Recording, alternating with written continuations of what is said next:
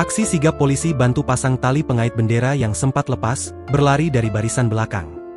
Upacara peringatan Hari Kemerdekaan RI ke-80 yang digelar di Jakabaring Sport City, Minggu, 17 Agustus 2025 sempat diwarnai insiden menegangkan. Insiden tersebut terjadi saat petugas Paskibraka akan melakukan proses pengibaran bendera merah putih. Ketika Paskibraka akan mengibarkan bendera yang telah dipasang, ternyata tali pengait di salah satu sisi bendera terlepas hingga membuat pengibaran berhenti sejenak. Namun dengan sigap seorang pria berseragam polisi bertopi merah diduga pelatih dari para petugas upacara langsung memberikan bantuan. Dari video yang viral, ia nampak segera berlari dari barisan belakang setelah melihat ada yang tidak beres dari proses pengibaran bendera.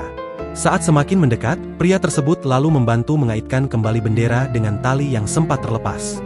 Sesaat kemudian bendera kembali berkibar sempurna dan proses pengibaran pun berlanjut. Adapun di media sosial video tersebut viral hingga menuai beragam komentar dari warganet. Download Tribun X sekarang, menghadirkan lokal menjadi Indonesia.